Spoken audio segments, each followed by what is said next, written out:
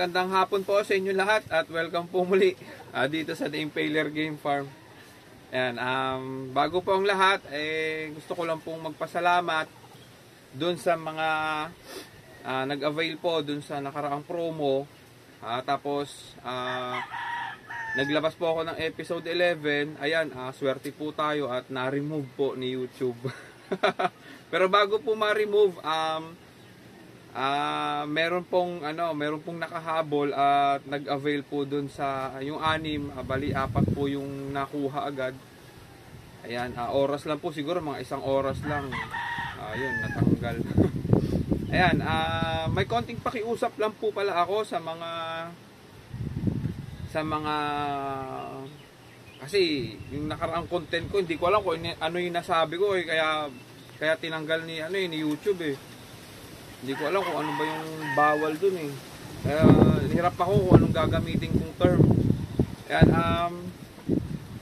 yun pala sa mga nag-avail, konting pakiusap ko lang po kapag medyo talagang, pag talagang malayo po tayo sa airport ng Maynila o kung saan man yung airport na ninyo, bigyan naman po sana natin ng konsiderasyon yung mga shipper na hindi po nila agad maidi-deliver sa inyo yung inyong parcel kasi naghihintay pa po yan ng kasabay para po maging sulit naman yung punta niya dun sa lugar na talaga namang malayo, siguro 8 to 10 hours yung biyahe. Ganyan. Pero sa iba ko naman pong pinadalhan ng parcel, salamat po sa pag-uunawa nyo. Naging maayos po naging maayos po yung usapan na kahit 2 days, 3 days na pong delay, naging kalmado po kayo at nagtiwala po sa akin. Maraming salamat po. Na-appreciate ko po yung tiwala nyo. At doon naman po sa isang talagang nagduda at kung ano-ano pa yung sinabi sa akin, sir, pasensya na po talaga. Hindi po kaya nung shipper na solo lang yung parcel mo na i-deliver dyan sa inyong lugar kasi napakalayo po talaga yan. Siguro nasabi po nga nung shipper na 9 to 10 hours po yung binyahin nila papunta po dyan sa inyo at nangangailangan po siya ng mga medyo kasabay po para hindi naman po sayang yung gasolina. Ayan, sana po maintindihan nyo po kung bakit na-delay. Sa bagay nga po, 2 araw lang delay yung parcel nyo. Yung tatlo pong pinagdeliveran ng parcel mabait pa rin. Okay lang sa kanila. Pero ako pa po yung mas madalas na nag-a-update sa kanila kung kamusta na ba yung parcel nila at naging mabait po sila sa akin. Salamat po. Doon po sa isa, talagang medyo siguro dala na rin din ng duda niya, baka na rin po siguro nadala na doon sa iba niyang parcel na hindi nakarating sa kanya, baka na return back to sender yung parcel niya. Naintindihan ko naman po. Pero sa susunod po, medyo maging kalmado lang po tayo, medyo mahinahon lang po, bigyan din po natin ng konsiderasyon yung ating mga shipper. Ayan, kasi sabi po niya sa akin, mukhang nadali na naman ako mukhang nadali na naman kami ganun yung term niya. Tapos nung sumunod na araw, 1 araw pa lang delay, nung sumunod na araw, sabi niya pag hindi nyo pa na-deliver yan ngayon, ibabalik ko na yung hindi ko natatanggapin yan at ibabalik, ipapa-refund ko sa iyo yung pera. Ayun, medyo hindi rin po maganda siguro yung mood ko. Kaya sinabihan ko po siya na ibalik niyo yung ibabalik ko yung nyo, i-refund ko kayo, ganon. Ayun. Yun, tapos sana po habaan lang po natin yung pasensya kasi hindi po tayo scammer, sadyang nade-delay lang po talaga, may time talaga na gano'n, hindi po talaga natin naiiwasan yan. Lalo na po malayuan po tayo, north to south po tayo, Luzon, Visayas, ganyan, o Visayas, Mindanao. Hindi naman po tayo magkatabing baryo lang or magkatabing city lang, mamaya-maya andyan na sa inyo. Konting lang po, konting konsiderasyon lang po dun sa ating mga shipper na medyo kailangan din talaga nila ng medyo maramihang po para kumita din po sila at hindi po sayang yung nila, yung gasolina at pagod nila at hindi po sulit naman po yung pagpunta nila doon kasi lalo na po sa malayuan, schedule pala yan. Ini-schedule po yan sa 1 linggo po, mga 2 beses po yan pumupunta doon sa mga lugar-lugar. Ayan. Ayun lang po, humihingi po ulit ako ng pasensya dahil nade-delay po, pero wag po kayong mag-alala dahil hindi po tayo scammer. Ayan. Pero sa muli, salamat po doon sa mga nag-avail. Ayun. Hindi ko alam kung magpapakita pa ba ako ng manok ngayon kasi na-remove tayo eh, na-strike ako eh, magpapakabait kaya muna ako, no? Ayan, total. Ayun, bali ganito na lang, papakita ko na lang po sa inyo yung yung pinagawa kong 4x4 kahapon. Ayan, at sasabihin ko rin po kung magkano yung naggastos dun sa hindi pa po siya tapos kasi na-short po ako sa budget. Ayan, sabihin ko din po sa inyo kung magkano po yung naggastos doon sa pagpapagawa ng 4x4 na na square pen. Ayan. Tara po, papakita ko po sa inyo. Ayan, dito po ako nagpagawa sa likod. Pasensya na po kayo sa mga damo ko dyan sa likod. Doon kasi hindi pa po ako nagpapagrass cut. Ayan, dito po ako nagpagawa ng mga ng 4x4 na square pen. Ayan. Ayan po. Tinatakpan ko po yan dahil malakas po yung hangin na nanggagaling doon papunta dyan, kaya yung mga inahin dyan dinipensahan ko po sa hangin para hindi po sila ma-stress sa nila sa pag-iitlog. Ayan, may isa na pala akong naglilimlim dyan, hinayaan ko siyang mag-natural hen hatch. Ayan, naglilimlim siya dyan. Yun, yung apat na mga inahin dyan, mga senyorita, hindi sila naglimlim. Ayan, eto po, balik tayo dito. Pinagawa ko po ito kahapon. Ayan, lalagyan ko na lang po ng pintuan to bukas. Ayan, bali kulang pa ako rito ng dalawa pa kasi yung pinagbibilhan kong hardware ay naubusan sila ng ganyan, yung mesh wire.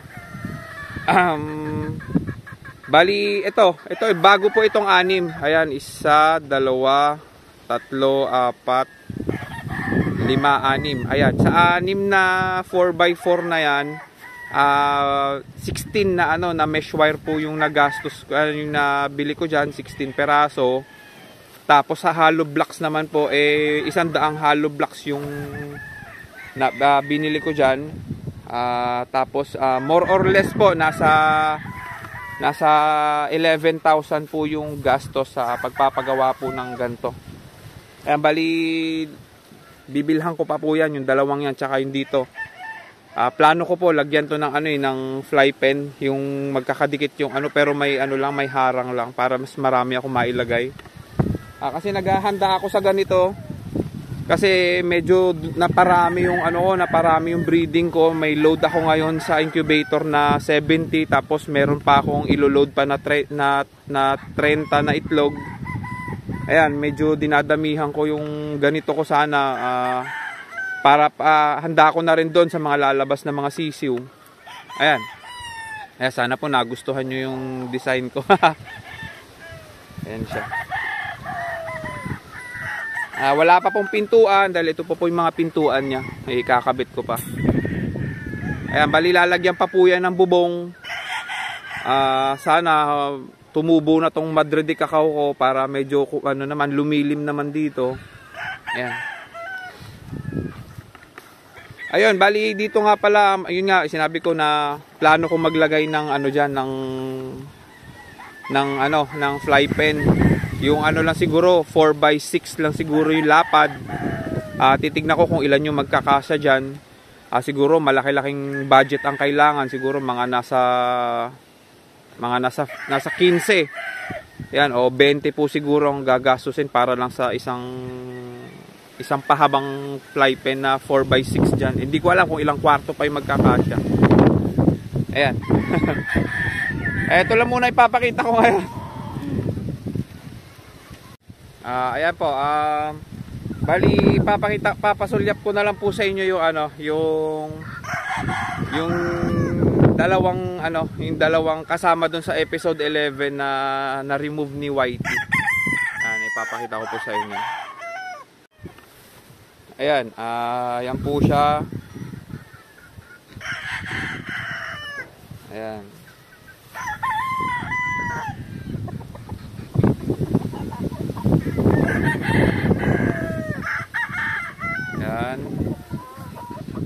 Tsaka ito po yung kapatid niya. Ang haba na ng damo ko, ng mga damo, hindi na ako nakapag-grass cut. Tsaka ito po yung ano niya, yung kapatid.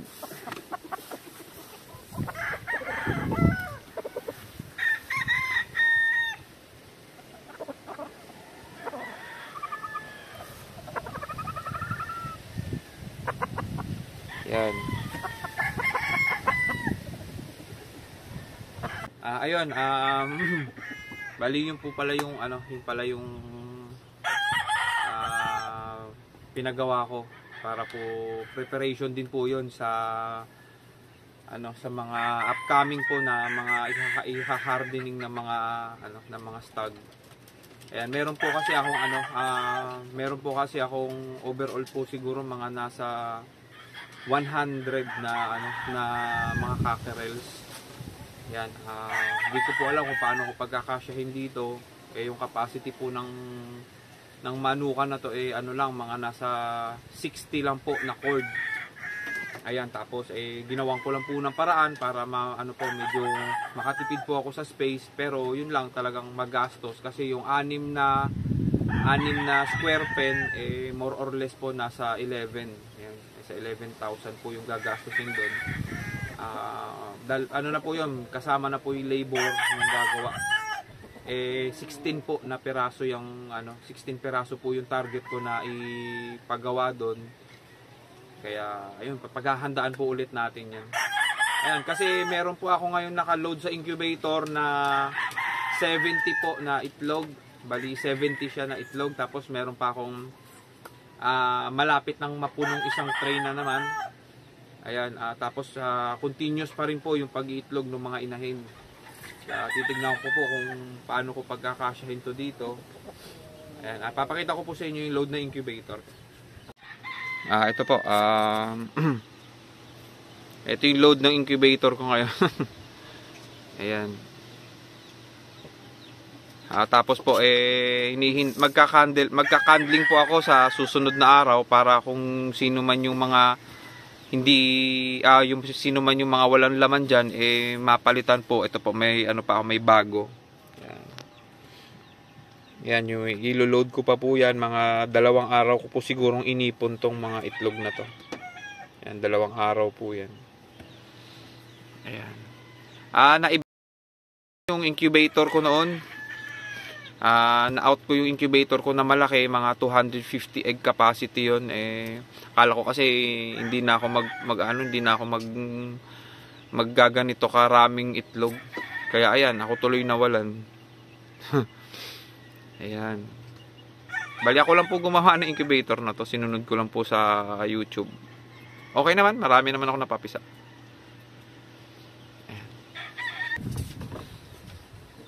Ayan. Bali ano ko po 'yon, para po 'yon sa ano, sa banding ng bakbakan. Ayan. Isa nga po pala, nagpapasalamat din po ako kasi member na po ako ng ano, ng FIGBA. Ayan. Bali sa event po eh kailangan po nating mag-join kahit sa elimination lang ng ating beauty pageant. Ayan. Kahit elimination lang po ng beauty pageant eh dapat po nating masalihan para hindi po tayong maban. Ayan. Ayun, bago po pala tayo magtapos, may babasahin lang po akong comment. Comment ni Sir dun sa previous ko na content. Ang sabi niya eh kulang sa tibay yung pagkokondisyon mo, Sir. Opinion ko lang. Yun yung sabi niya. Ayan, naintindihan ko po, sa akin po opinion niya 'yon, karapatan niya po karapatan niya pong sabihin yung mga gusto niyang sabihin kasi siya nga sa pagkakasabi niya nga opinion niya lang. Opinion niya 'yon. And yung sa akin naman po, bawat po isa sa atin ay may kanya-kanya pong may kanya-kanyang pong way ng paghahanda. May kanya-kanya tayong pag-iintindi tungkol sa paghahanda. May kanya-kanya tayong experience sa bawat event na sinalihan natin. Ayan, kanya-kanya tayong kanya-kanya tayong diskarte. Bali yun, kaya naiintindihan ko po kung bakit niya sinabi yun. Siguro talagang ginawa niya ng lahat, hindi pa rin hindi pa rin nagtagal. Ayun, bali, pasensya na po. Ayun, bali, dun lang po talaga ako nadadalian. Yung way ko na yun, subok ko po talaga. Tapos dun po ako parang hiyang. No inject, no vitamins, rotation lang po, tamang bloodline. Ayan, healthy lang po, healthy, tsaka on time na pagkain lang po at regular po na exercise. Ayan, doon lang po, yun lang po yung sa akin. Tsaka yung number 1 ko po na vitamins is selection po talaga. Ayan, kung hindi man po kumbinsido yung way ko ng paghahanda para sa beauty pageant, nasa sa inyo naman po yan kung ano. Malay nyo po, yung sa akin naman po, baka po makatulong. Pag sa tingin nyo po hindi makakatulong sa inyo, sa mga future na event na sasalihan nyo, okay naman po na hindi ko naman po pinipilit na sundin or ano. Kanya-kanya po talagang opinion. Tama po yung si sir na opinion niya lang. Ayan, pero sa akin naman po, dito po talaga ako nasisiya. Parang dito po ako parang komportable. Hindi po ako nangangamba na baka mag-off or hindi mag-perform ng maayos. Yun nga po, ang tanging kasangga ko lang po ay talaga bloodline. Ayan lang po yung vitamins ko rito. Selection po at bloodline. Ayun, yun. Ano nga ba? Parang hindi ko alam yung sasabihin ko. Baka ma-remove na naman kasi ni YouTube sayang yung content, Ayun, sa muli po, salamat po dun sa nag-avail nung nakaraang kinontent ko. Ayan, bali po yung pinakita ko ngayong content na to, mga po yun, mga crosses po. Yun po 50% na Duke Halsey Gray, na may 30 to 35% po na regular Hatch Gray, tsaka may konting po yun, Wilborn Blues. Ayan, mga hard hitter po yung mga yun. Tapos ubus lakas, kumbaga ubus lakas yun kapag pumablig ng nila, ng palo nila. Ayan, yun, bali kung sino man po yung may gustong diyan, ay PM nyo na lang po ako. Pero yun lang po yung dalawa na yun, yung natira dun sa episode 11 na na-remove. Yung 4 po kinuha na. Ayan. Yun na lang po. Bali yun, may kape ako. Salamat. Ay, nahihiya po kasi siya. Naintindihan naman po natin yan. Yung kahapon nga pala, hindi ko na pinakita yung mga gumagawa kasi syempre nire-respeto po natin yung privacy nila. Ayan, hindi po natin pwedeng pagbibidyohan na lang kung sino yung mga nandito tapos ipalabas po natin sa channel natin. Hindi po tayo ganun. Kung ano lang po yung belong sa akin at kung sino lang po yung gusto na masama dito sa content, yun lang po. Pero yung mga ayaw, nire-respeto ko po yan. Ayan, bali kape po. Ayan. Hanggang dito na lang po. Hanggang dito na lang muna tayo. Salamat po sa panonood nyo. At God bless po sa inyong lahat. At enjoy lang po tayo sa pagmamanok. Ingat po kayo.